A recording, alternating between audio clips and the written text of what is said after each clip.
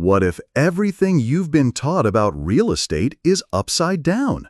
Once you hit 50, the wealthiest people I know, those with net worth in the tens of millions, do exactly the opposite of what most financial advisors recommend. While nearly everyone else races to pay off their mortgage before retirement, these high net worth individuals opt to rent. You've grown up hearing the same script: buy a home, pay it off, and live happily ever after. Yet here's the secret they never share. People with $10 million, $20 million, or even $50 million in assets are renting in their 50s, 60s, and beyond. Not because they lack the means, they could purchase any property outright, but because they've discovered a smarter way to secure wealth, freedom, and peace of mind. I'm not talking about someone in their mid-20s scrambling for a down payment. I'm talking about individuals with $5 million or $10 million in net worth who could buy in cash tomorrow yet choose to lease instead. I've seen clients in their 50s, 60s, and even 70s make this deliberate choice: no primary residence ownership. Why? They're no longer chasing status. They place a higher value on three things: liquidity, flexibility, and financial control. If you're over 50 and considering downsizing, retiring, or relocating, you need to understand the logic behind this counterintuitive move. Right now, let's dive into the first of 5 game-changing reasons why renting can be the difference between a comfortable retirement and genuine financial freedom. First, liquidity becomes everything. After 50, tying up $500,000 in a mortgage can cost you far more than you realize. When you're 30, locking up $500,000 in property feels smart.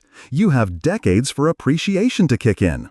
But at 50 or 60, that same $500,000 immobilized in real estate could mean missing out on millions in investment gains. Take Robert, for example, a man with about $12 million in net worth who moved from Boston to Austin at 55. Everyone expected him to buy. He easily could have purchased a $2 million home in cash, yet he rented a luxury apartment for $8,000 each month and invested that $2 million into dividend-paying stocks and real estate investment trusts yielding 7% annually. That $2 million generates $140,000 per year, approximately $11,600 per month. After paying $8,000 in rent, he pockets $3,600 each month while keeping his capital completely liquid. Had he bought a home, that $2 million would be locked in bricks and mortar, producing no regular income. If he needed to move on short notice or access that money quickly, he'd face lengthy sales processes, real estate commissions, and capital gains taxes. The real payoff became clear when Robert's father suffered a stroke last year and required specialized care in Denver. Because Robert's assets were liquid, he could fund medical expenses immediately and relocate without the hassle of selling a house. That kind of mobility and the freedom to deploy capital at a moment's notice outweighs any potential home appreciation. Wealthy individuals understand what most people never learn. Liquidity is not just a financial advantage, it's a life advantage. Once you're past 50, your money needs to be ready to move whenever you do. Real estate simply can't offer that. Only cash and liquid investments can. Second, there is what I call the flexibility premium. After 50, life throws curveballs you never saw coming when you were younger. Sometimes a health setback means you need to move closer to top-tier medical care. Aging parents might require you just a short drive away. Your lifestyle priorities can flip overnight. One winter in Florida, the next summer in Colorado. Take Denise, a client in her early 60s who believed she'd found her forever home in Denver. Mountain vistas, a friendly neighborhood, everything squared away. Then her daughter welcomed twins in Seattle, and holiday visits no longer cut it. She wanted to share birthdays, school drop-offs, and all the little moments that matter most. Because she was renting, Denise simply gave 30 days notice, packed up, and moved. No listing, no inspections, zero realtor commissions, no headaches. If she'd owned, she would have faced 6 months of showings, $40,000 in agent fees, relocation hassles, and capital gains taxes. That kind of flexibility delivered hundreds of thousands of dollars in lifestyle value. After you hit 50, unexpected passions often surface. Maybe you dream of spending a year in Tuscany mastering painting. Perhaps you want to test drive different cities until you find your ideal retirement spot. You might decide to live closer to your kids as they start families of their own. When you own a home, these ambitions can become logistical nightmares with sky-high price tags. Renting, on the other hand, turns them into real possibilities. This ability to move quickly comes with genuine value. I call it the flexibility premium. Beyond age 50, it often outweighs what you have in home equity. Because what does savvy investors protect above all else? Options. The power to pivot, to relocate, to chase opportunity and avoid hassle. Renting unlocks that freedom. Owning tends to lock it down. Now let's shine a light on a hidden truth few people calculate honestly: the true explosion of costs that comes with homeownership after 50. Here's the brutal reality. As you age, maintaining a property becomes pricier, more unpredictable, and way more stressful than it ever was at 30. Back then, you could patch a leaky roof yourself or live with outdated bathrooms. After 50, especially nearing retirement, every repair becomes a major professional expense. You're no longer the weekend handyman. You're calling contractors and paying top rates. Consider this eye-opener. A couple I advised owned a $600,000 home in North Carolina at age 56. Their annual property tax was $7,200. Home insurance ran $2,500. Routine maintenance and minor repairs averaged $5,000 per year. Then came the big replacements. Roof and HVAC over a 10-year span cost $30,000. But here's the real kicker. They had $150,000 locked in home equity that could have earned 6% annually. Over 10 years, that opportunity cost alone reached $90,000. Add it all up, and they spent well over $150,000 in hidden expenses during that decade, before even counting mortgage payments. Meanwhile, a similar rental in their neighborhood went for $2,800 a month, $33,600 per year, with zero surprise bills, no capital tied up, and total peace of mind. Remember, property taxes don't freeze when you retire. They keep climbing. Insurance premiums keep rising. That $15,000 roof at age 45 can jump to $25,000 later, and you might be living on a fixed income. When you shift into retirement or a semi-retired lifestyle on a fixed income, stability is everything. Wealthy folks get this.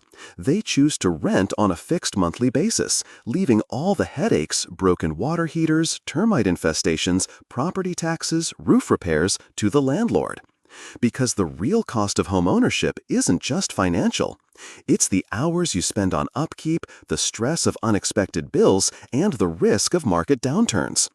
At this stage of life, renting often outperforms owning on all fronts. Fourth advantage: simplified estate planning.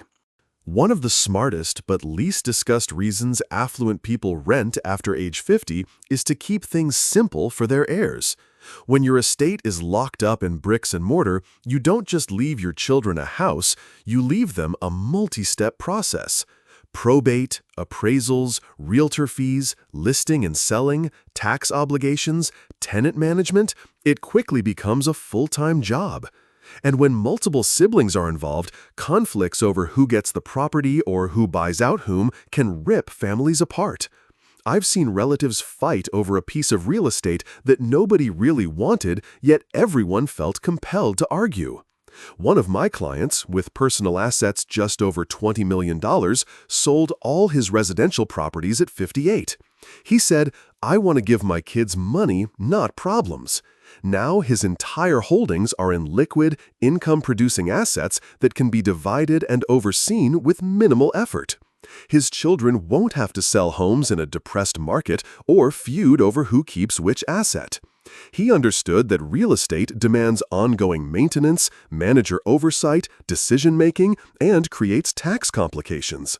Liquid investments, on the other hand, can be professionally managed, easily split, and turned into cash flow instantly. From your children's viewpoint, what's better? Inheriting a $1 million house that needs insurance, repairs, and either occupancy or sale, or inheriting $1 million in a diversified portfolio yielding $40,000 to $50,000 a year? The verdict is obvious. Simplicity itself is a form of wealth. When it comes to passing on a legacy, the rich opt for ease every time. Renting strips away a massive layer of complexity from estate planning, delivering priceless peace of mind. Fifth point, the opportunity cost that rewrites the equation. This is pure mathematics, and numbers don't lie. Suppose you're 52 and eyeing a house priced at $800,000, with $200,000 set aside for the down payment. Instead, imagine renting for $4,000 per month and putting that $200,000 plus the monthly savings into a diversified portfolio. At an average annual return of 7%, historically realistic for a broad investment mix, your initial $200,000 would swell to over $540,000 by the time you're 65. That's $340,000 in growth just by keeping your funds invested rather than buried under a roof and landscaping. Even allowing for 3% annual rent increases, you still come out significantly ahead, with much greater liquidity, adaptability, and reduced risk. Don't forget, real estate gains typically hover around 3 to 4% long-term, but that's before you factor in taxes, maintenance, repairs, and mortgage interest. A well-balanced investment portfolio delivers both steady income and long-term growth. After running this analysis for dozens of clients, the findings are strikingly consistent. Across a 13-year span between age 52 and 65, choosing to rent and invest instead of buying a home typically outperforms homeownership by $200,000 to $300,000. That kind of difference can truly reshape your retirement. Have you ever felt asset-rich but cash-poor? You know how crippling that can be. Once you hit 50, your window for compounding returns narrows. Every dollar must be put to work, not locked away in a roof and a yard. The truly wealthy recognize that their primary residence should not be their largest asset, especially after age 50. Instead, your core holdings ought to be liquid, diversified investments that generate income and can be redeployed quickly as your needs evolve. Here's the counterintuitive truth. Beyond 50, owning a home often becomes more of a luxury expense than a genuine investment. You're effectively paying for the emotional comfort of ownership, creating a calm atmosphere and making the listener feel confident and comfortable. Clear, articulate, and steady, ensuring each instruction is easily understood while maintaining a natural conversational flow. Emotion, warm and supportive, conveying empathy and care, ensuring the listener feels guided and safe throughout the journey. You're effectively paying for the emotional comfort of ownership, and that's fine if you can truly afford it. But if your aim is to secure maximum financial freedom, the math increasingly tips in favor of renting and investing. You've spent your whole life hearing that buying a house is the ultimate goal. Yet, among the most financially secure people I know, leasing is the real dream. Why? Because after 50, a house stops acting like a wealth-building engine and starts behaving like a capital trap and a burdensome responsibility. Renting puts cash in your pocket instead of locking it away in equity, grants you flexibility instead of obligation, offers predictable costs instead of sudden repairs, and keeps your capital accessible when you need it most. High net worth individuals don't rent because they have no choice. They rent because they choose to need less. They think like investors, not like homeowners.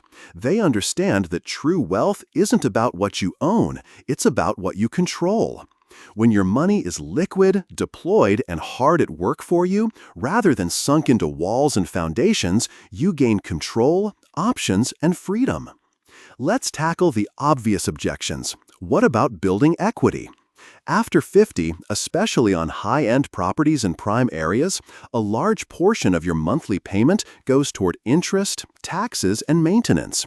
Your equity grows at a glacial pace, while enormous sums of capital sit idle. And those tax deductions for mortgage interest?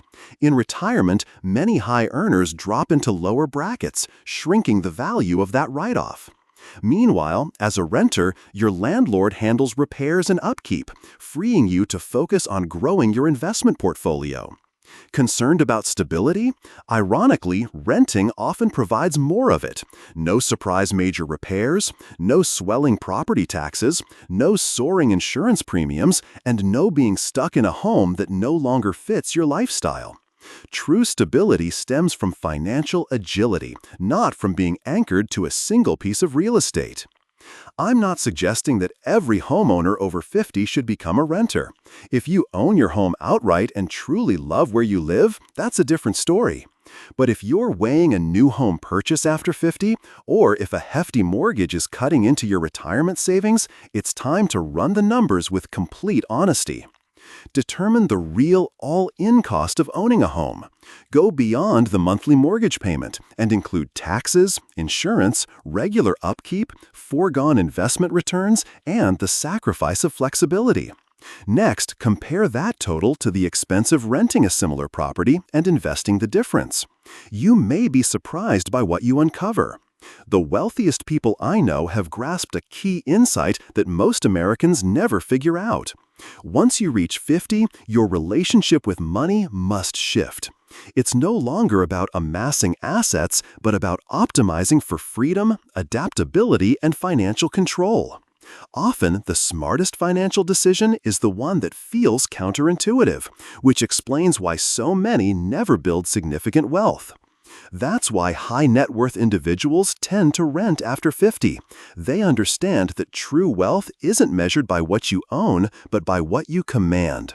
When your capital stays liquid, productive, and instantly accessible, you dictate your financial destiny in ways homeowners simply cannot.